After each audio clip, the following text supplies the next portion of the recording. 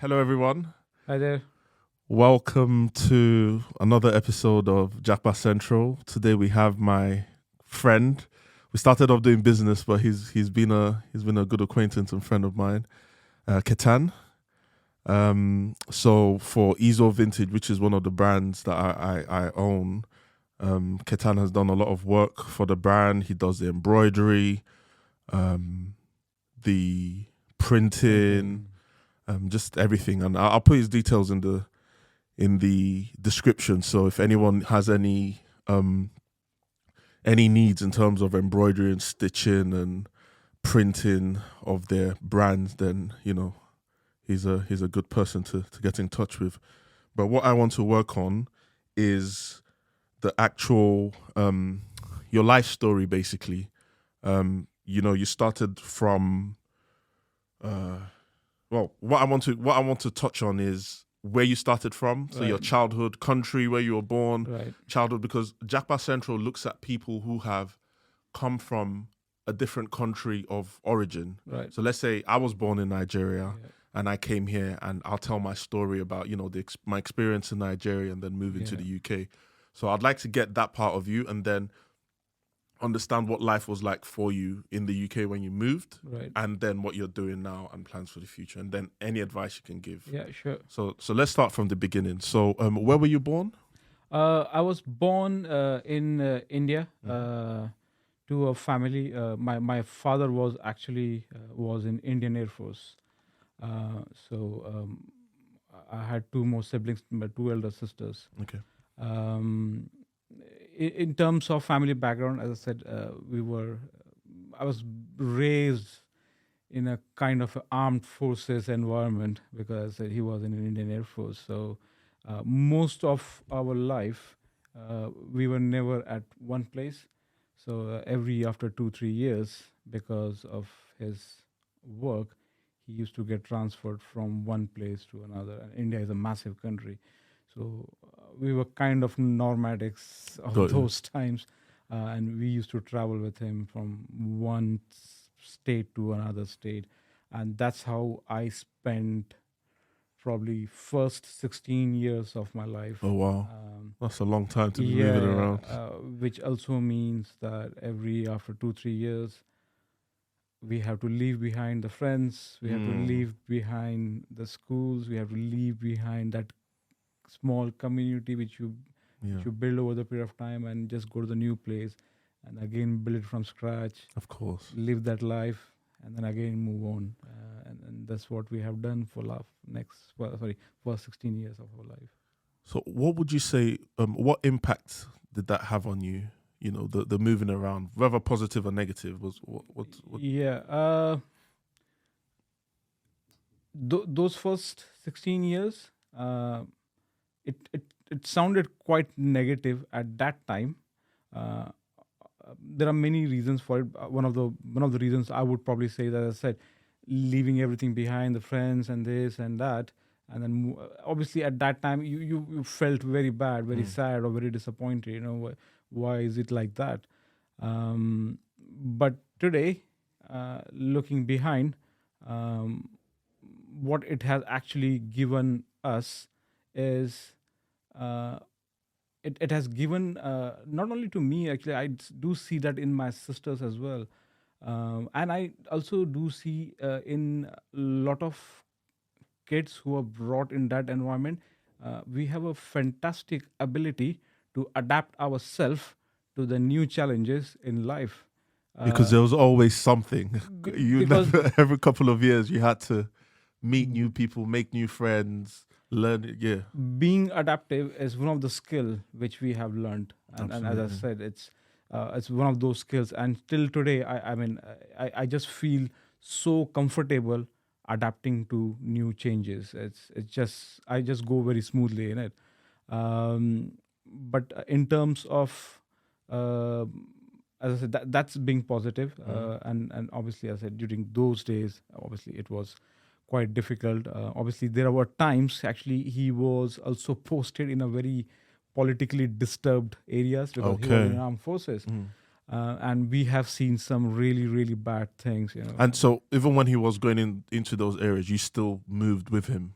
Yeah, because the he couldn't leave his family Of somewhere course, else, yeah. and it was difficult for us to live without an a father, you know. Mm. So yes, we have moved with him, and we have seen some. We have lived in a very dangerous places where um, we have seen gunfights, and Oh wow. my father's colleagues. We have seen them flat dead on the road Oh while we are wow. coming from this. Actually, there was one time in our life when we used to travel to the school. There was a school bus which was given to us from the armed forces, and we used to travel in that school bus with an armed vehicle in the front and an armed vehicle on the Oh back, wow. For protection. air protection. And this is how we 80, 90 kids, this is how we used to travel to the school, Wow. and this is how we used to come back from the Mm. school. At those days, obviously, we used to feel quite excited, you know, this and that. Mm. But So did you live in the barracks, or was it yeah, just okay? So we, every time you moved into a yeah, barracks. if there were quarters available, Okay. but then there are times, even in those disturbed area, we have to find accommodation outside barracks Oh. without no security at all. But then do you hide your identity and say you don't say? Oh, it wasn't. Was it like military people being targeted or? Probably yes, because we were. I mean, it's a very long story. Won't go in that, but yeah, it was quite dangerous. It was also. I mean, at one point we actually lived just opposite the main central jail of the state. So all those nasty elements. I mean, Would come around. there was breaking out every second day. Oh, wow. And they used to break out, and they used to climb the wall. They used to jump into our compound. Oh wow. And they used to knock on our door because the police and everyone is chasing them, you know, and things like that. Oh my goodness, And that's scary. And that moment of time, obviously, my father was armed forces. He used to be outside the house. He was never in the house. Mm-mm-mm. So it was my mum and my sisters and everything. We used to lock our doors. We used to put beds and I don't know whatever against Just the to door, making sure that for no one's protection. coming My inside. goodness. And then obviously you could see the gunfire outside and things like that. My At that time, I used to feel excited, and you know I was very good in that because I used to give a full report to my father next day about what happened. that at 9:16 he actually knocked on the door, 20 past 9. It was the first shot.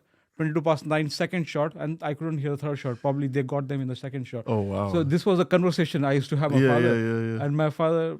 I mean, now I can feel that.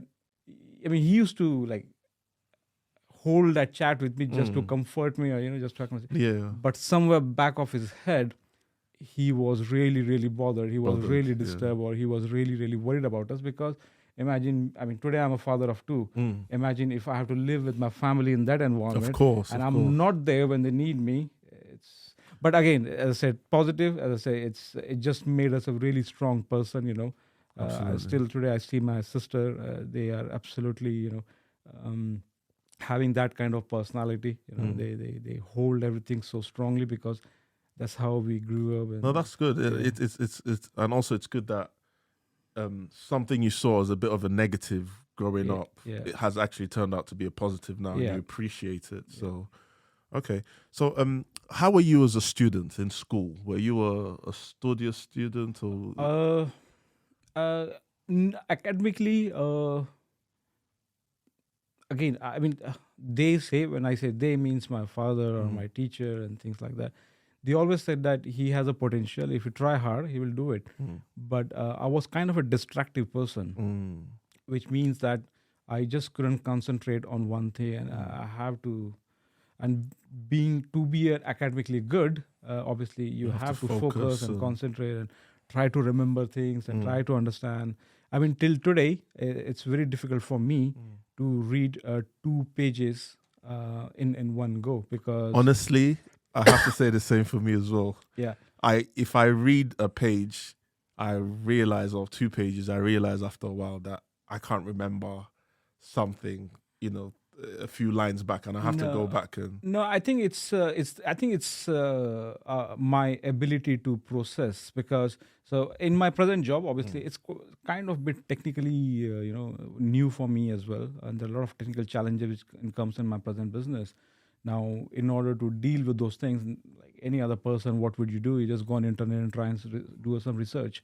Now, there are nowadays, because it's technologically advanced, I usually try and research two way. Either you can read an article and find an answer of it, or you just go on a YouTube and try to find a video of it. Yeah.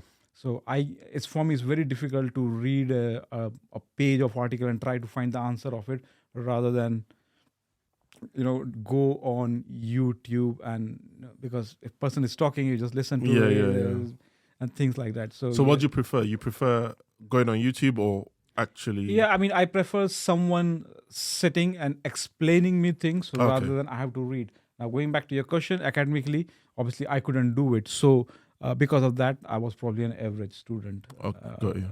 But did you enjoy school? Did you enjoy going to school, or was it a bit of a stress to you? No, I was never stressed going to the school. It's probably because for me, school, my perception for the school was that it's a place not for study, it's the place to have fun. And that's where it makes difference, Yeah. So obviously, used to go school and do all those funny things and have fun. Okay, so did you finish your secondary school? You did primary school and secondary school in India, I did correct? primary, secondary. Yeah. Okay, and did you do any more education after that, or did you go? So while I was in India, Mumbai, I did my post-graduation actually in hotel and business management. Okay. And it's kind of a degree now, actually. Yeah. It's accredited as degree now. And once I finished that, I came to UK to do more studies. Okay. And that's how I ended up. Okay, so the reason for coming here was studying initially? Those days were different, actually, because once I passed out from that professional institute of 3 years of hotel management, after that I started doing a job. So I have stepped into a real world where I was ready for a job, and it's a transition from a boy to a man, that phase. So I passed out that 3 years, started working for a year. Now at that moment of time, I think your more focus is about start earning, and make money, and about the future and things like that. Now, going back to 20 years, which is probably 2001, when I came here, obviously it was a completely different world compared to what it is today. And sure, just to ask, when you worked in India, what was your experience like? Just a general summary. How did you enjoy working there? Was there anything? No, not really, because if you enjoy something, you won't leave. You won't leave, of course. So obviously, no, it wasn't. Especially, it's because again, it's all the small things which I explained earlier. My father was not there; he was posted somewhere, but he left us in Mumbai because that's what our hometown is. And obviously, we had a small house, but it was miles away from the main city. So it used to take me like 2.5 hours to travel one way. Oh no! Work for 10-12 hours and travel back 2.5 hours. Yeah. And by the time you go to bed and open your eyes, it's back to work again. Technically, for 1 year, only thing I did was work and sleep. Oh, yeah, I can imagine. So obviously, you tend to lose that interest in life. Because there's nothing else happening in your life.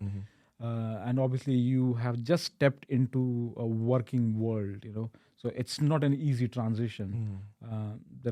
Because you are still learning and things like that. So very difficult and challenging time at that time. But yes, so obviously, just because of the whole thing, I was not enjoying or not doing anything great. So obviously, this opportunity came up where you can actually go and do a post-graduation. And I mean, 5,000 miles. I honestly, I didn't even knew what UK was. Okay, you just... Only thing you knew is London. Yeah. You don't know what UK was at that time. And you can't even do a wild guess where I actually landed in UK from India. I actually landed in Isle of Man. Oh, wow. Yeah. How? There was a college in Isle of Man. Oh, really? Yeah. Did you choose that specifically, or that was just where you... It was an... wow. I mean, again, long story short, that was the channel we found to do a post-graduation in an affordable manner. Yeah. Makes sense. And obviously, there was an agent involved, and they organized everything for you. And plus, I had my other class fellows as well who were with me. And they're still with me over here, which is great. And obviously we went over there, and when we landed, so from Mumbai to Isle of Man has a population of I think 70,000 or 60,000, and probably Mumbai has a population of Few million. 70 million, probably wow. 15 million. So from there to Isle of Man was a massive shock, shock. yeah. It was a massive shock. So what was your first thoughts when you moved to the UK? What was your experience like? What did you think when you got off the plane and you went into your student accommodation? I mean, it did took us some time. Were you happy to be out of Mumbai? Yeah, I mean that's what probably was a short-term objective. At that age, at least that generation didn't had any long-term objectives. It's very few, probably 2, 3, 4 out of 100 has had long-term objectives. Yeah. We grew up in a short-term objectives. You just wanted to be out of Mumbai. It's about next 2 years. Yeah. It's about next 2 years. And how about family? I'm guessing, with what you said, you're close to your sisters and your mom. How was it being away from them? Obviously for my mom, it was obviously Difficult. mom and dad, it was difficult to let me go. My sisters, probably they thought it's the right thing for him to do because obviously my past history was not that great as a growing up boy. They have seen me how I have kind of went into wrong ways sometimes. Navigated with the wrong people. And they said probably that's the right thing for him. Let him go. That will probably make him more responsible and things. Of course. Like that. And at that moment of time, actually, that's an important part of the whole discussion. In order for me to come over here, my father had to actually mortgage our only house. Oh, that's the only asset he had earned all his life while serving the country. Oh, wow. Got you. So he has to mortgage that house, raise money, pay the fees, and come over here. And I still remember while sending me over here, he didn't say anything. The only thing he said that was, please make sure you pay back the money, otherwise you won't have any house to live here. Yeah. And because, I mean, unfortunately, that was the case. He couldn't have that financial trust on me. But, it's probably responsibilities will either make you or break you. Of course. I've seen people breaking down while they were with me. But many of us, obviously, we made it. And we paid off the money and, family. Well, that's good. You've made them proud. Yeah, and exactly. You're still doing well. We're going to obviously touch on your business because I feel like anyone who's an entrepreneur, with me being in the game as well, I have a massive amount of respect for. Right. So we're going to touch that. So after your postgrad in the UK, Right. What was the next move? What did you do then? So obviously, when I came here, it was still a hotel and business management related course. So it allowed us to study for a year, and then 1 year of work was allowed. So in order to do that work, at that moment of time, we traveled from Isle of Man and we came to London. Okay. And then I managed to secure a job somewhere in Euston, King Cross. There was a hotel. Okay. So what was the differences in terms of education between, because you did a similar course in India with the hotel management. How was that different to that in the UK? There are two ways to look at it. And obviously now this is again going back to those 20 years, 2 decades. There are some institutes and colleges. They will genuinely offer you those good academics. They will genuinely offer you that good setup for education because that's what their main purpose was. Their main purpose is. Institute to which I came in, their main objective was to earn money. Okay. And obviously they used to charge hell amount of money because there were students in Isle of Man.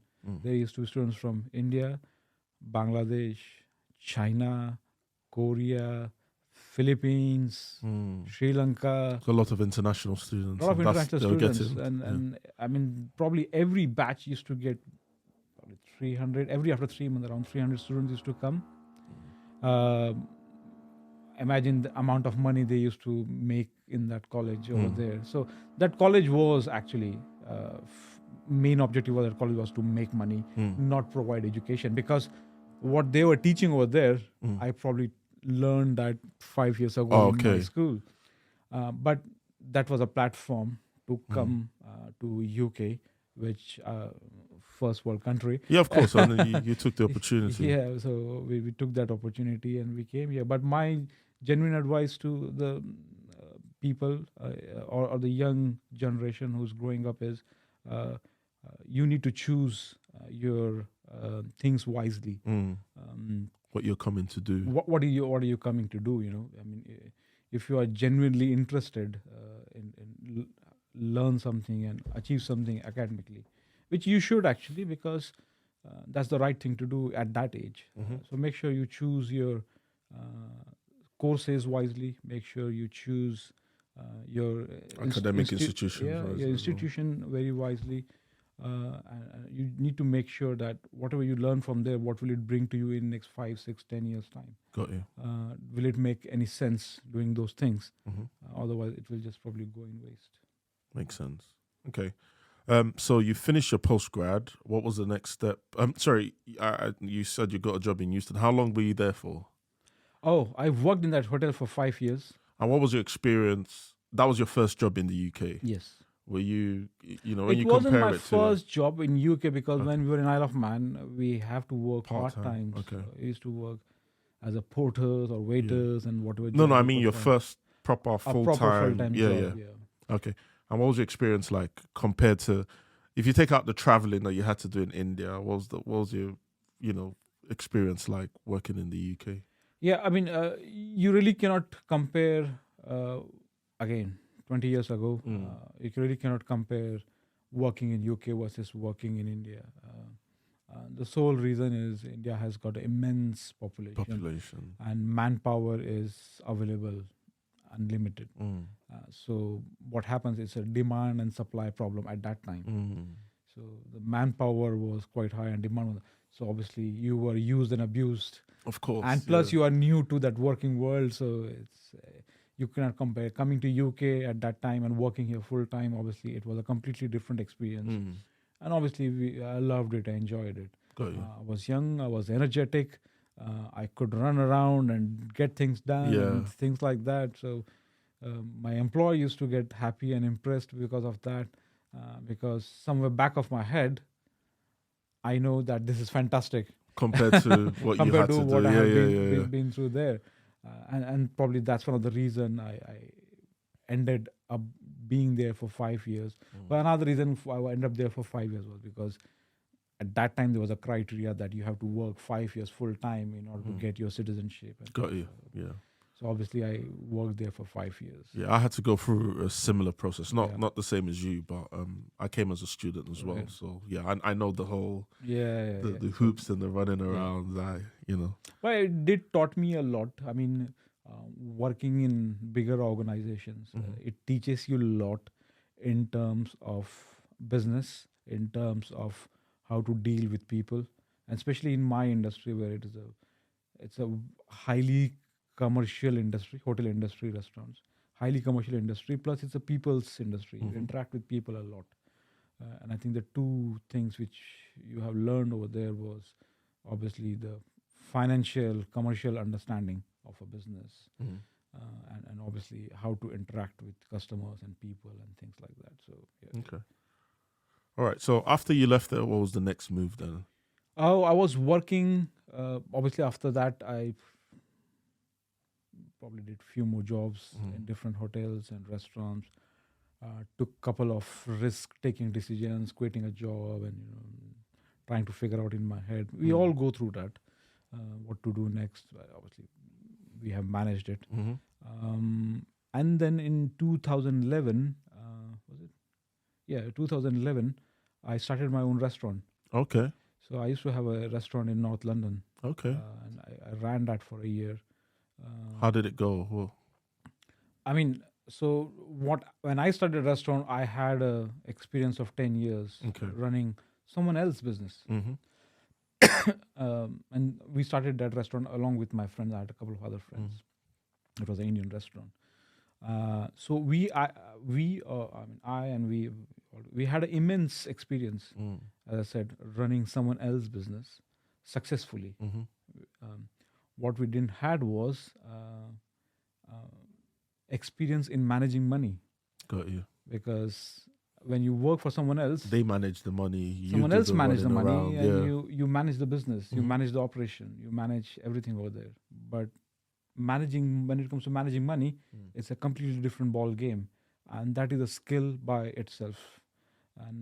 And honestly, you acquire that skill in a very difficult way. It's Mhm. unless and until you don't fall down on your face few Mm. times, Mhm. you will never acquire that skill. Got You you. will never acquire, unless your father is standing behind you, Yeah, got yeah, $1 you million got in on his pocket, unlimited then it's fine. But source. so operationally, that place was a success, Mm. because we knew how to deal with customers. We knew how to run the restaurants. We knew how to set up the restaurants. We knew how to create the menus. We knew how to cost the menus and how to make money. Mm. What, as I said, but what we didn't knew was how to handle the money. Got And you. at that moment of time, we failed. And obviously, I think it was there for a year or more. And obviously, it didn't work out because we ran out of working capital. Mm-hmm. But that place had one of the best review at that time in the local area. Oh wow. Okay. So it was achieving its success at Mm. that moment of time. But If you had an investor as well, it would have been easier. well, we were already three of us. I mean, it's not a massive restaurant, you know. Getting No, another, I'm saying because of the fact that you did run out of money. Maybe if you had a lifeline, you'd have been able to figure out the cycles, the transaction cycles, and yeah. I mean, see, once you start losing money, it's a very stressful journey. got you. It's a very, very, very stressful journey, and in that stress, at most of the time, you will say, you know what, let it go, Let it go. let Yeah. it go. Makes sense. There are very few who will say, you know what, I will hold my front and I will battle it out. And then there are many entrepreneurs who will say, you know what, doesn't matter. I will hold this and I'll battle it out, and they raise the funds and they hold it and they make it run and things like that. But in our case, we say, you know what, just let it go. Okay. And obviously, we just let it go. Makes sense. Okay. So after that one, what was the next move? I came. I again started doing job. I managed to secure a job in a very, very big company. It's a Sodexo, and I was just working here in GlaxoSmithKline. Okay. Near Brentford. yeah. I used to work in Great West House. Those two. Just opposite you. Yeah, opposite. Okay. Yes, So that's why I know. Yeah, that's why I know. I was in that building for 7 years or 8 years probably. Okay. Around what time was that? So I must have joined over there probably mid 2012. Okay, so same time as me. I was in Great West House 2013, 2012 to 2014. Right, and obviously I was there until the COVID came. So. Oh, okay. So you've all 6, that 7 while. years, 7 Okay. years probably, 6, 7 years. All right.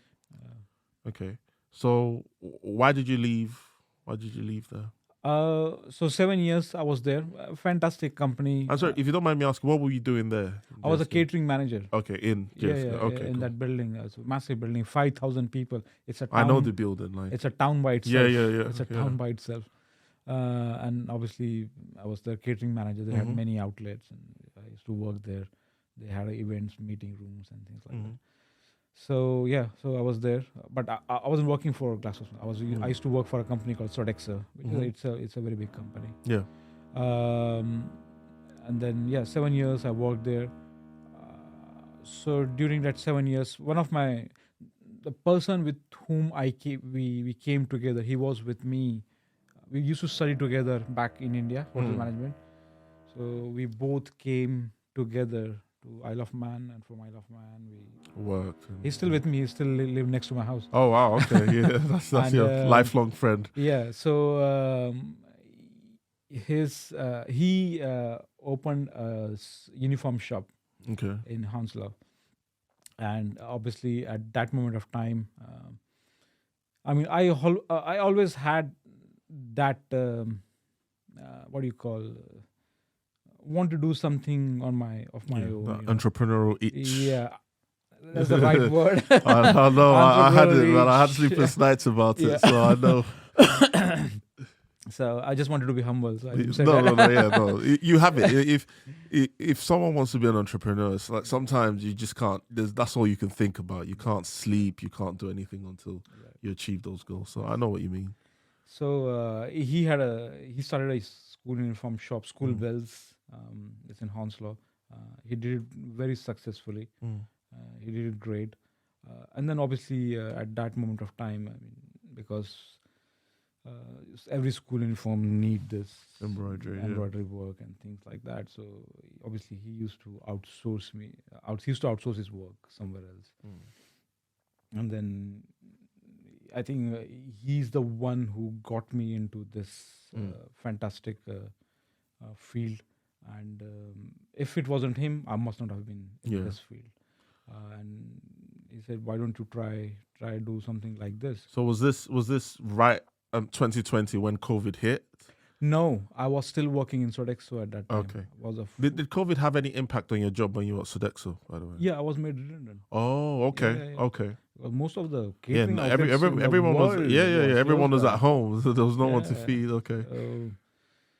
So he's the one who got me into this. He said, "Why don't you do?" So obviously, that was probably 2016 or 17.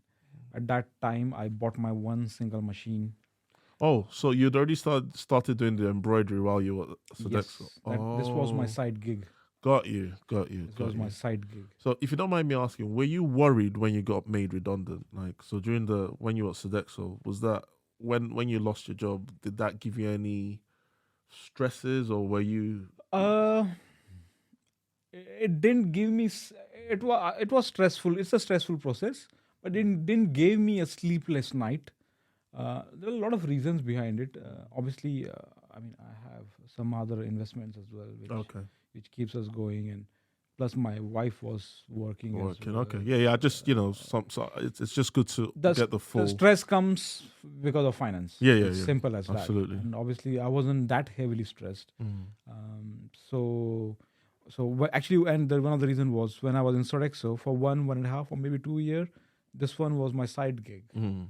So I already had a hang of it. I already was making a little bit of money out of it and things like that. Got you. And then when the COVID struck, obviously, furlough was there for 6-8 months. We were getting paid while at home. And then obviously, and then this redundancy process started.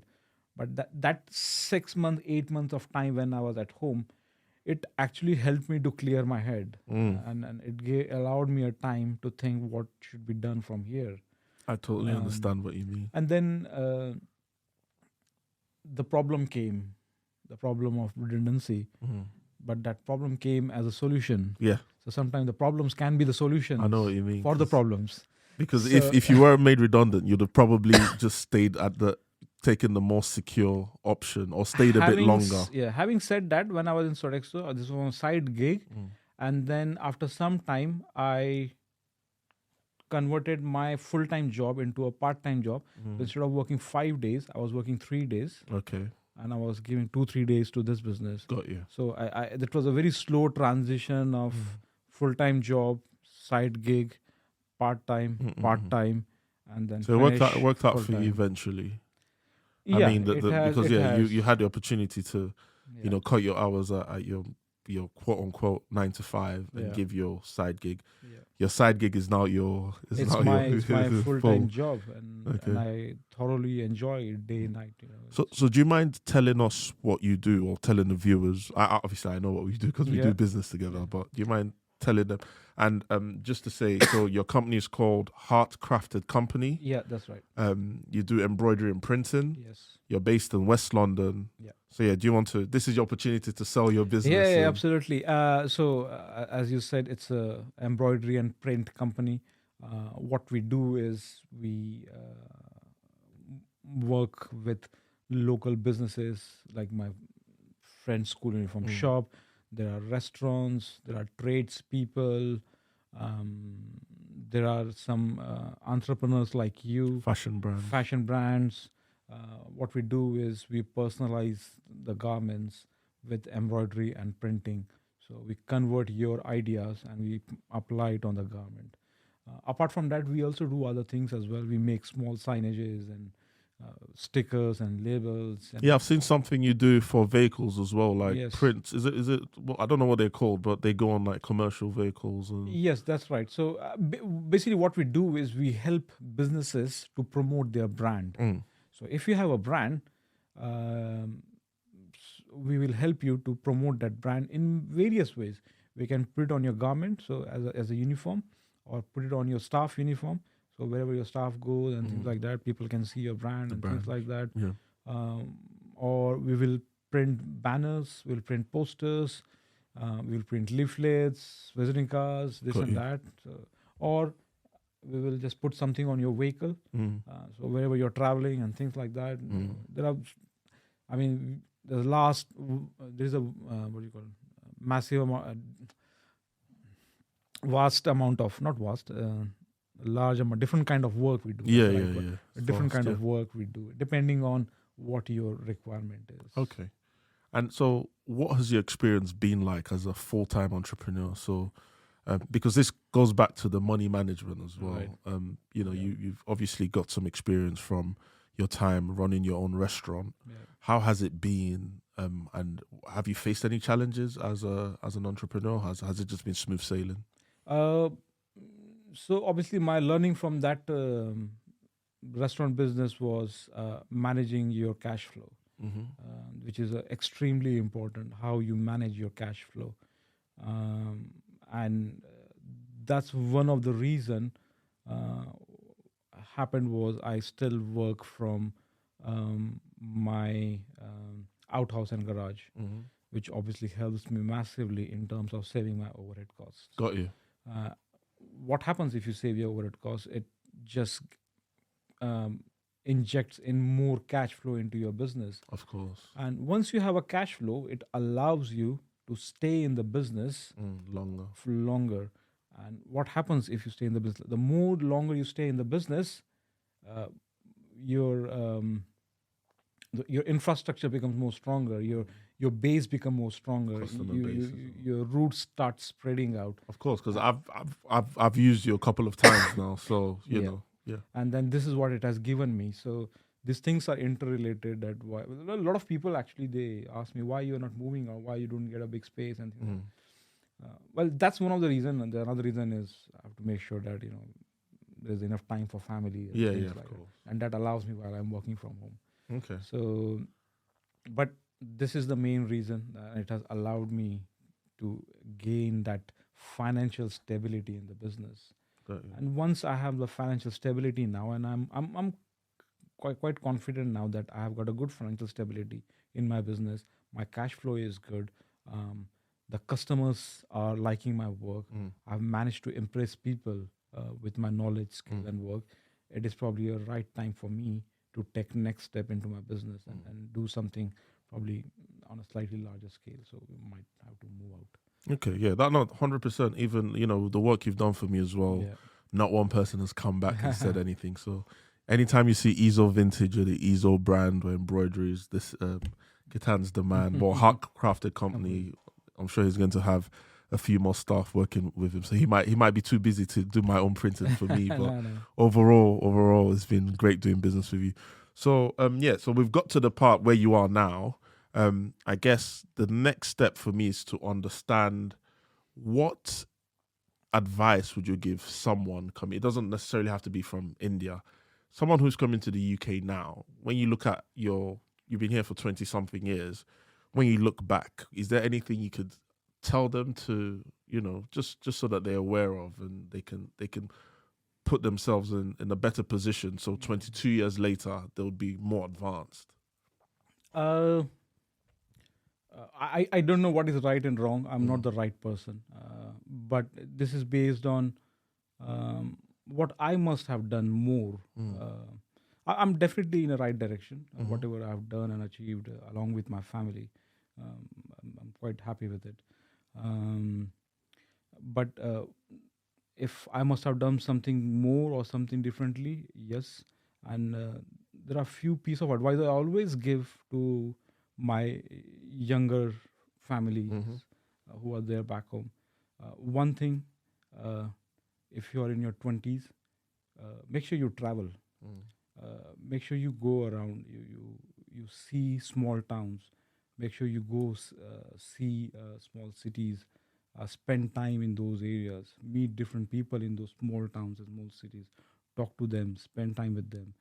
Uh, Learn and see how they live, what their culture is, and it gives you so much of knowledge, which actually will come in action probably 10, 15, 20 years ago, because eventually what will happen is it will help you to increase your connectivity with a wider world. People. um, you just cannot go to pass out of college and go to a corporate world Mm. or go to a workplace, because in workplace people are different. In their real life, in their personal life, people are Mm. different, and I Got think you. it's very important that you should go and spend some time traveling around and learn those things and see different world over there. Second thing, acquire skills. Academically is fine. I mean, achieve whatever you want to achieve academically, but make sure you learn a skill. Now, even if you want to learn a skill of grass cutting, make sure you learn Yeah. it to its best. Mm. And there should be no one else who can actually cut grass better than you. Got you. But if you learn that skill, trust me, 10 years, 5 years, 15 years down the line, people will probably start paying you a lot of money just to cut that, Cut grass. that grass, Yeah, yeah. because that's the skill You're you the have. expert. Because you are the expert in cutting grass. Mm. So make sure you learn skills, and you will learn those skills again. It is goes down to if you go and see different people how they are Mm. working, and how they are living and things like that. These things are all kind of interrelated, interconnected to you, because that's what is the journey, that's what the experience is about. Got you. So these are the two things I will definitely suggest. And choose your battle wisely, choose your weapon wisely. Yeah. Make sure you, if you are coming to UK to study something, make sure it is genuine, it makes sense. Mm. Just don't come because it's UK. Got you. Things can be very ruthless sometime, and it's Mm. very unforgiving Mm. if you don't do things correctly. Got you. So make sure you choose those courses, those college institutes, or even if there is a job offer, make sure you choose those job offers wisely. Don't choose your things because you're coming to the UK. Mm. Choose it because if that is the right thing for you to do or not. Because coming to an UK cannot be a ultimate and final success of your life. Got you.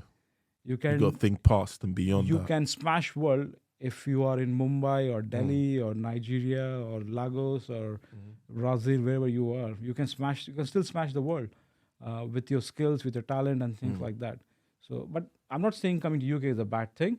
But Just know what you're doing. Have a Yeah. plan. I mean, don't think that let's go to UK and do something. Think about what will you do When you're in the when you are here, Makes and sense. that's what will make difference. Really good advice. Okay. So the last question is, you alluded to growing your business and, making plans. So what's the plan for the future? Are you looking at expanding, Yeah. taking on more people? Yeah. So obviously, as I said, my balance sheet P&L looks healthy, which is a indication by itself, which actually you need to learn how to talk to or listen to your P&L and balance sheet when it comes to business. And if you can listen to your financial things, it will tell you what the next step you should be taking. We should not be telling our financial sheet what to do.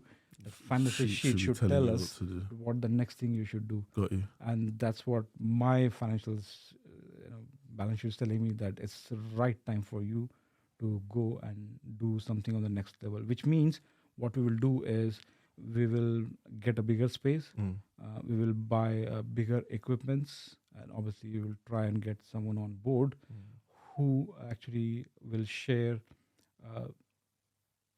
same skills, same thought process, understanding about this business. Not necessarily he has to be from this field. I mean, I'm not from this field. Yeah. But someone who's willing to learn and I you have can never train been them. trained in this field. I have never done any qualification in this field. But I think it's all about what your skill sets are, what your knowledge is, and, if how you look at the things. So obviously, if I can find someone with that kind Mm. of skill set what I have and same thought process, then obviously we'll get someone on board and do things. Oh, that's really good.